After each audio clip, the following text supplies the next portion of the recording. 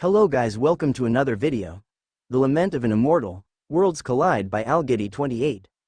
Chapter 9, The Maid and the General, the longed-for reunion. Silence prevailed for a moment. The desired reunion of a couple was happening.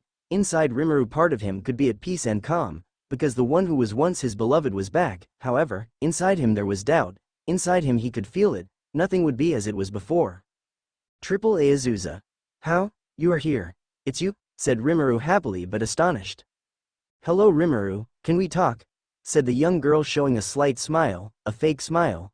A smile that emanated an emotional pain that was being repressed. He couldn't contain himself and ran to hug her and hold her in his arms.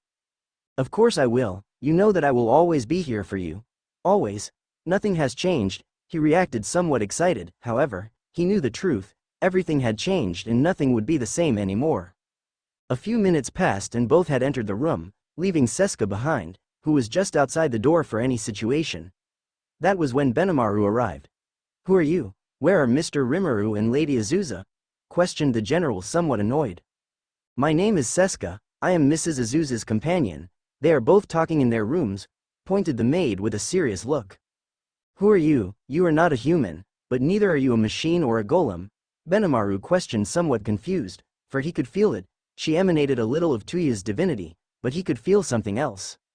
Why is it an artificial person, a life created from unknown technology and magic of this world? It's fascinating.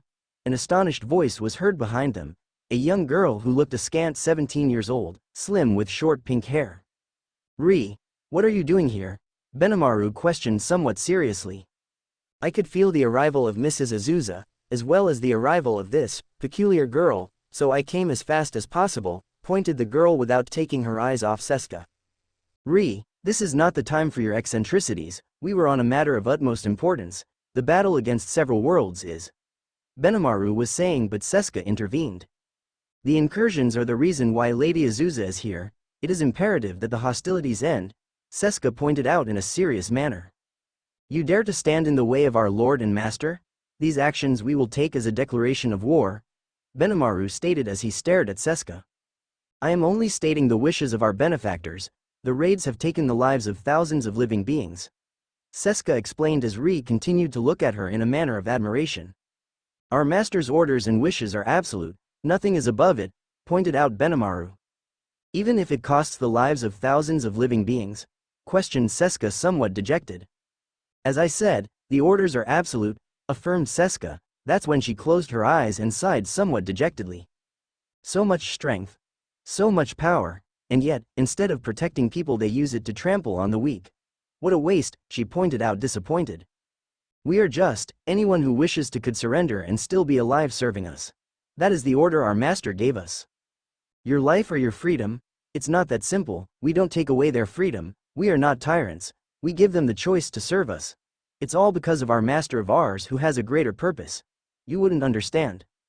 Freedom? Freedom is when people choose their actions for themselves in the absence of any external coercion. Wanting to indoctrinate their ideals through force or fear is tyrannical, Seska pointed out, which made Benimaru think. A doubt arose. There is a well-known saying, to make a cake you have to break some eggs. I don't expect you to understand it, puppet girl, pointed out Yes, maybe I am an artificial construct that has in it the mental patterns of its creator. But I have learned many things over the millennia, and it seems that when it comes to appreciating life, I am more human than either of you two. That you hide your vile actors with an excuse of, for a greater purpose, and that you compare human life as some eggs to make a cake speaks of how your thoughts really are. For a moment I thought that maybe there would be some goodness in your hearts, since you have lived many things, but it seems that I was wrong, Seska affirmed.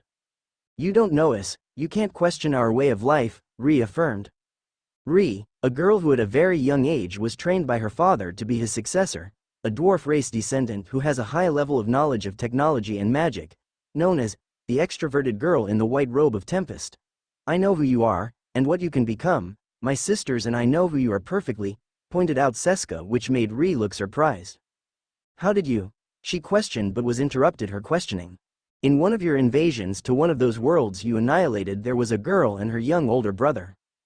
Children of a humble family, their father was a soldier and was sent to protect his city. In battle his heart was ripped out by a demon named Diablo. His children tried to flee but it was in vain. A large-scale attack devastated the whole town. Only the corpses of the boy were left embracing the lifeless body of his little sister. They had no chance to save themselves. Answer me something, Lord Benimaru. Are those the eggs that your phrase said?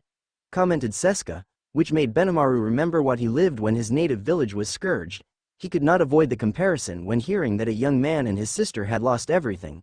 A doubt grew more and more as he thought about it. Benimaru, the Lord of the Flame, the righteous Oni. Well, can we take the righteous out of the prayer? Pointed out Seska. You, pointed out Benimaru. Something thoughtful while thinking. Who is she? Just at that moment she disappeared in front of both of them.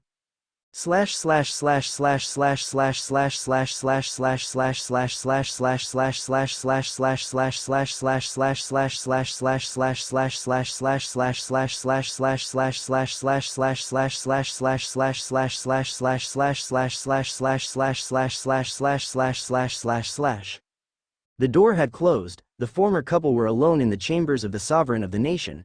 Previously that situation was normal for them, but much time had passed since the days they had shared. Both were devastated by their losses. Azusa, the young witch, had sat down on a couch to feel the warmth of the fireplace. Her day had started by waking up at Tuyas in his floating fortress. Now she was with her former love in what was once her old room. Azusa. Not a day has gone by that I don't feel bad about everything. I want to apologize to you. I don't know what happened, but I promise I will make it up to you. No matter what I have to do. I will make it up to you. Said Rimuru on his knees looking at the floor. For the first time in a long time the Demon King was apologizing for what happened. However, in seeing such a reaction from his former love, he knelt down like him, took him by the hands and hugged him. Rimuru, I am the one who has to apologize. I blamed you. I made judgments before thinking about what happened. I let my pain invade me and I blamed you for everything. It was not fair to you. Now I know that you have carried a great weight on your shoulders, a weight that you should not have. I am the one asking for your forgiveness. Forgive me, she answered him while tears started to come out of her, because when she remembered that she started to imagine the pain she caused Rimuru, she blamed herself for making him do such acts. She felt that the weight of the destruction of those worlds was on her. Of course it wasn't your fault, Azusa, it was me. I never imagined that things would get to such a degree, my people, Shion and the girls. I don't know what happened, he said as Azusa picked him up and guided him to sit beside her. It's been hard for you, same for me, but it's time to overcome it. Nothing is the same as before, but we can't let the past keep affecting us. We must move on, for them, for their memory. We must be strong and let them go, she expressed. But we can look for the way to solve this, just as you looked for me looking for the solution in another world. So we can look for the solution. We can save them, we can. He said, but she stopped him by taking his hand. No, for their memory, for what they once were. You have to stop, Azusa pointed out as she lowered her gaze as more tears came to her eyes. You don't understand me, Azusa. We can fix it, we can find the answer to how we can bring them back to life, said Rimuru with a happy face on her face, but that smile faded as she saw her beloved started to cry. Not tears of happiness, not tears of joy, they were tears of pain, as she heard that a very big pain could be felt in her chest. Let them go, Rimuru, please let them go, she said, whispering as she wiped her tears with her hands. A mother's pain welled up again as she remembered her daughters. However, she no longer blamed Rimuru, she blamed herself. All that pain gathered in herself. She felt that she failed them as a mother to those girls. But why? We are about to solve it. Next raid I will personally go. I am sure, he replied, but was stopped by her. Let them go now. You can't keep doing that. That's not right, Azusa reacted, shouting, which made Rimuru surprised. Why are you telling me that? I react somewhat surprised. Rimuru, you are acting like a conqueror, killing thousands of people to achieve a purpose that you don't even know if you can achieve it. You can't keep acting like that, Azusa pointed out while hugging Rimuru. Azusa. Me, said Rimuru, trying to understand the request. Let them go. Stay with me please, she answered as she put more strength in her embrace. I want to bring the girls back, they deserve a second chance. Why do you want to deny them that? Rimuru reacted, confused. By your hand 3 worlds died already. How many more do you want to sacrifice for that purpose? She said in tears. For she kept remembering that fateful day when she had to kill the ones she once called her precious daughters. The necessary ones. The ones I have to sacrifice to revive them, no matter what. I will bring them back, he affirmed.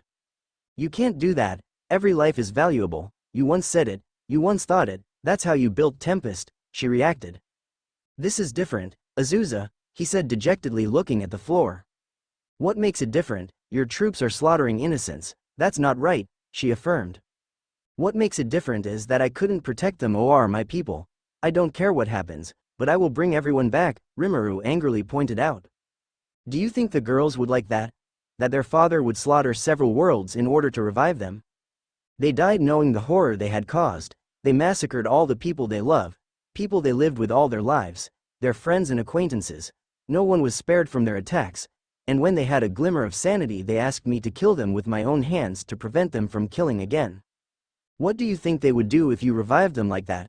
What do you think they would do if they knew that in order to revive them their father was the one who caused the death of several worlds? She answered in tears. You have to stop. I don't want to. I don't want the two of you to fight to the death. I don't want to lose anyone else, she said in tears which made Rimuru become elated. Tuya, she said quietly, as she asked Ciel to check if Azusa had been brainwashed, but he couldn't. Ciel's abilities to analyze couldn't see Azusa's patterns as well as Tuya's patterns, as they were both on a different divine scale than he was used to. However, Ciel told him that Azusa was not lying, really what she said and felt at that moment was truly the Azusa they had known. He manipulated you, turned you against me, he stated in a low voice. What? Azusa, you'll be fine, I'll set you free. Everything will go back to the way it was before, he affirmed while hugging her tightly. Rimuru, it's not what you think, she reacted. Yes, that's it, he wants to turn you against me, that's why he kidnapped you, now I understand everything, he affirmed.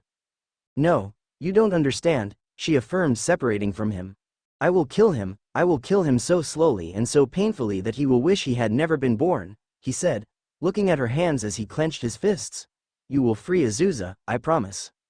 No, please don't, she pointed out as she recited a paralyzing spell. It even controls you like that, she affirmed. I don't want anyone to get hurt, you don't have to infuse pain for our loss, I beg you, if there is still any love for me, I ask you to desist from this. I'm sorry Azusa, but I will have to knock you unconscious in order to help you. I will release you from his control over you. I swear, said Rimuru summoning a dense mist to knock her unconscious. Before her eyes, Azusa was being controlled by Tuya, so she had an even greater reason to fight, the release of her beloved. Don't make me do this, Rimuru, she said in tears, and just before they both cast their spells Seska appeared in front of them. The negotiation failed, you will return to the fortress Lady Azusa, she pointed as she quickly touched Azusa, and with a bit of her remaining divinity she transported her back to Babylon. The last thing heard from Azusa was what are you doing? What did you do? Bring her back, Rimuru said lunging at Seska. Mr. Rimuru, I ask you to calm down and listen to me. Ms. Azusa came back with you of her own free will. What you were about to do was something I couldn't let happen. A confrontation between you would destroy Tempest City itself, pointed out Seska as she was held by the neck by Rimuru.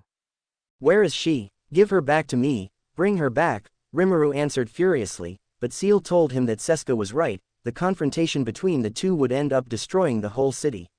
That was when Ri and Benimaru rushed in. My lord, what happened? Ri pointed out. Ri, you know the most about techno-magic here, examine her and find a way to make her work for us. If there is a way to find Azusa, then she is the key, said Rimuru towards his subordinate. And so, the last hope of ending this conflict without further bloodshed was gone. War was about to break out, the successor of God Almighty would face off against the Prince of Darkness.